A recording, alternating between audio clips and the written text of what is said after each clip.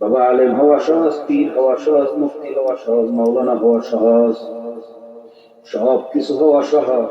দুনিয়ার মানুষের কাছে বুজুর্গ সাজাও সহজ, আমার মালিকের কাছে মুসলমান হওয়া বড় কঠিন।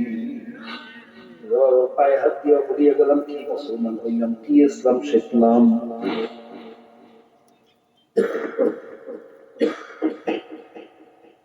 এই মুসলমানই মাওলার দরবারে কাজে লাগবে কিনা হিসাব নিকাশ মিলাইয়া তারপর মাওলার কবরে যাওয়া লাগবে।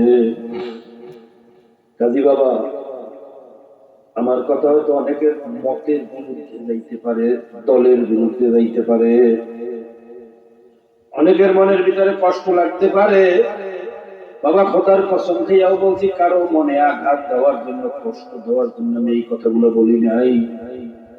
আমি ইসলামের একটু সৌন্দর্যতা বোঝানোর জন্য চেষ্টা করছি।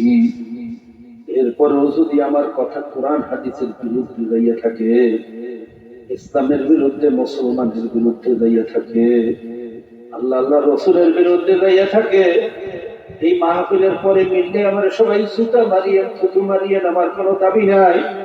আর যদি কথাগুলো ইসলামের পক্ষে, মুসলমানের পক্ষে, ইমানের পক্ষে দিয়ে থাকে, পায়ে হাত দিয়েও বলিয়ে গেলাম, এখনো সবাই আছে, ফেরো, এখনো সময় আছে, ফেরো। কারণ আজরাইল কখন কাকে থাবা মারিয়া বসে বলা যায় না। এই মসজিদ থেকে বাড়ি যাইতে পারবো কিনা তুমিও জানো না, আমিও জানি না। এই রাত্রটা আপনার আমার উপর থেকে যায় না না যায় তোমারও জানা নাই, আমারও জানা নাই। আজরাইল কিন্তু প্রত্যেকের পিছনেই খালি হাত পাইতে তারকার মতো হ্যান্ডকাপ লইয়া খালি ঘুরে, মালিকের একটু হুকুমের অপেক্ষায় আছে।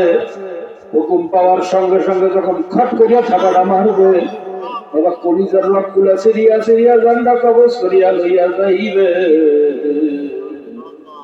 বাবা হাজার চেষ্টা করিয়া এক সেকেন্ড রাখা যাবে না। ভাইরা, এখনো সময় আছে, তওবা করিয়া ফালান। মনে রাখবেন, দুই সময় কিন্তু তওবাও কবুল হবে না। একটা হলো সাকরাতুল মউতের সময়, ভাইরা সারা জীবন মাওলার দুশমনি করবেন, আর আজরাইলকে দেখে তাড়াতাড়ি তওবা শুরু করবেন। আবার তোমার মতো বাটপারকে মাওলায় তওবা করার সুযোগ দেবে না।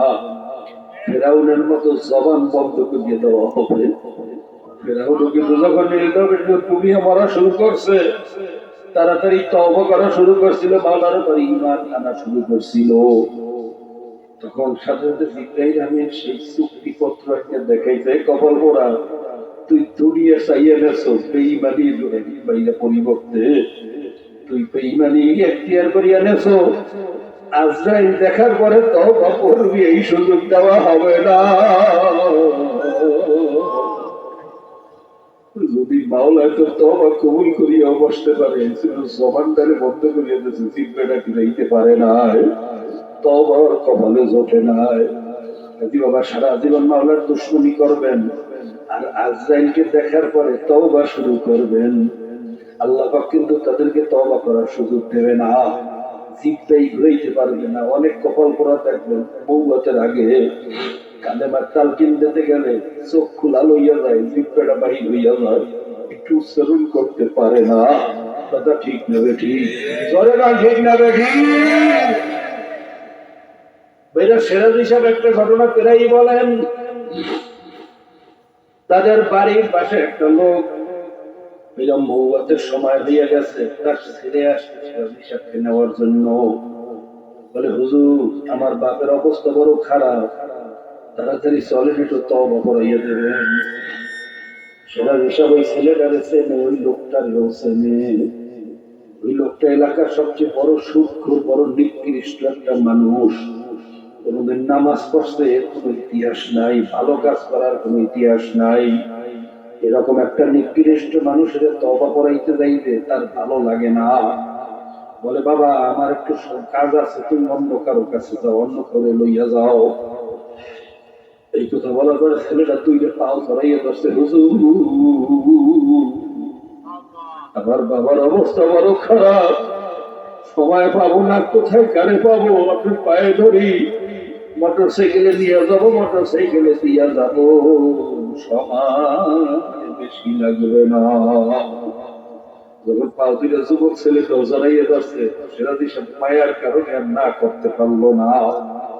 ছেলেটার সাথে হুন্ডায় শেয়ার পাইলা তার বাড়িতে চলিয়া গেল। সেটা দিশা বলে, হুজুর যখন বাড়ির ভিতরে ঢুকছি, পাও দেওয়ার সঙ্গে সঙ্গে এমন বিভৎস দুর্গন্ধ, এত নিকৃষ্ট গন্ধ এর আগে আমি কোনোদিন পাই না। এই গন্ধের ভিতরে রুমালটা মুখের উপরে চাপা দিয়া কোন মতে ঘরের দরজা দিয়ে ভিতরে ঢুকিয়ে বলি, বাবা আমার সাথে লা ইলাহা ইল্লাল্লাহ মুহাম্মাদুর রাসূলুল্লাহ এই কালেমা পড়েন। হুজুর আমি যতই তালকিন দে কপাল পোড়ায় তো কালেমা করতে পারে না।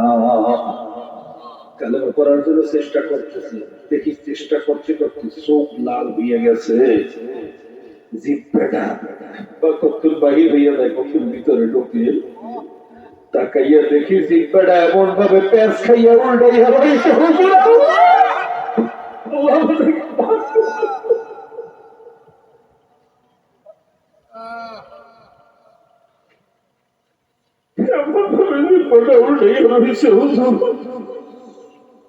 ওই জিহ্বা ঘুরার ক্ষমতা কোন মানুষের নাই। চেষ্টা করতে করতে চোখ লাল হয়ে চোখ দিয়ে পানি করতে আছে, মুখ দিয়া ফেনা বাহির হইতে আছে, কিন্তু কালেমা তো কপাল করে করতে পারে না। তখন আমি বুঝছি ঘটনা হইয়া গেছে। আজরাইল মনে হয় আশেপাশে দেখা দিয়া ফলাইছে, ও আজরাইলকে দেখিয়া ফলাইছে, আর কালেমা পড়তে পারবে না। তখন আমি ছেলেটারে বললাম, বাবা বেশি বেশি মজার কাছে দোয়া করো, কাজ বুঝি হবে না। পায়ে হাত দিয়ে বেরিয়ে গেলাম, সবাই কিন্তু কালেমা ভালো লড়বে,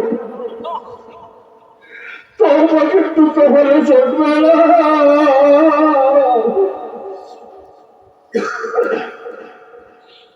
যা করো আগে করা লাগবে, আজরাইল উপস্থিত হওয়ার পরে কিন্তু আর কাজ হবে না। আরেকটা সময় যখন পশ্চিম দিক থেকে সূর্য উঠিয়া যাইবে, কিয়ামতের আখিরি তাঙ্কাবা দিয়া যাইবে, সূর্য ওঠার সঙ্গে সঙ্গে মাওলার রহমতের দরওয়াজাটাও টাস করে বন্ধ হয়ে যাইবে, আর তওবা কবুল হবে না। আল্লাহ তুমি আমাদেরকে দুই পরিস্থিতি থেকে হেফাজত করো। আমাদেরকে খালাস তওবা করিয়া তোমার গোলাম হইয়া কেমন তোমার তৌফিক দিয়া দিও। প্রভু আমরা ইসলাম মুসলমান হইতে পারবো, ইসলাম বুঝি না, খাঁটি মুসলমান হইতে পারি নাই, কিন্তু হওয়ার নিয়ত আছে, চেষ্টা আছে। আমাদের সামান্য ভুল ত্রুটিগুলা ভুলিয়া আমাদেরকে তোমার গোলাম হিসেবে কবুল করিয়া লও। তবে ভাইয়া ভুল করছি, অন্যায় করছি, বুঝিয়া করছি না বুঝিয়া করছি, যদি না বুঝিয়া করিয়া থাকি আমি কসম খাইয়া বলতে পারি তওবা করার সঙ্গে সঙ্গে মাওলা মাফ করিয়া দেবেন। আর যদি বুঝিয়া শুনিয়া করিয়া থাকি, বুঝিয়া শুনিয়া করিয়া থাকি, তাও আমার মাওলা বলছে, মান জানি মা তাগাররাবা ইলাইয়া তালাক্কাইতাহু মিন বাঈদ। যখন তোরা ভাঙ্গা তেল দিয়ে আমার কাছে উপস্থিত হইয়া যাও, দিলটারে ভাঙিয়া দাও, মাথাটারে নত করিয়া দাও, চক্ষু দিয়া পানি ছাড়িয়া দাও, কাকুতি মিনতি করিয়া যখন আমি মাওলারে মালিক কইয়া ডাক দাও, আমি মাওলার মুহাব্বতের দরিয়ার ভিতরে জোশ মারিয়া যায়, আমার আরশটা গরম হইয়া যায়, আমি তখন দৌড়িয়ে যাইয়া তোদেরকে রহমতের কোলে না লইয়া পারি না। সরকার আগার তওবা শেখাচ্ছি, বাজা একবার তওবা করছো, ভঙ্গ করিয়া ফেলাইছো, আবার তওবা কর, আবার ভঙ্গ করছো, আবার তওবা কর, আবার করছো, আবার তওবা কর। দুনিয়ার মানুষ একবার দুইবার ওয়াদা ভঙ্গ করলে লাঠি মেরে তাড়াইয়া দেয়। বাবা মাও এক সময় ছেলের উপরে দরজা বন্ধ করিয়া দেয়। লাথি মারিয়া ঘর থেকে বাহির করিয়া দেয়। কথা ঠিক না ঠিক? আমার মাওলা বলে আমি তোর মায়ের চেয়ে তোদেরকে বেশি ভালোবাসি। হে বান্দা, যদি তোরা 100 বার বন্ধ করিয়াও যদি আমি মাওলারে ও মালিক রে, ও মাওলা রে, যখন আমি মাওলারে মালিক হইয়া ডাক মারো, আমি মাওলার রহমত, আমি মাওলার মায়া রাগের উপর প্রাধান্য পাইয়া আল্লাহ, আমার রাগের চেয়ে মায়ার প্রাধান্যতা বেশি। আমি মাওলা ভালোবাসা দিয়ে তোদেরকে কোলে না তুলিয়া পারি না। বাবা তওবা করো, তওবা করো। এই মজলিস থেকে যাওয়ার আগে তওবা করিয়া ফেলাও। এখন এরকম মজলিস আবার পাবো, আবার মাহফিল হবে, অনেক দূরের কথা। এত হক্কানি আলেম, এত বেগুনা তলের এলেম, এত সাদা দাড়িওয়ালা, এত কোরআনের হাফেজ একসাথে হবে আবার কবে? বাবা বড় দূরের কথা। এই মুহূর্তে তওবা করিয়া ফেলাও। আমার জন্য দোয়া করেন, আমিও দোয়া করি। প্রত্যেকের জন্য দিল খুলে দোয়া করেন। মাওলা যেন তার গোলাম হইয়া কবরে দেওয়ার তৌফিক দেয়।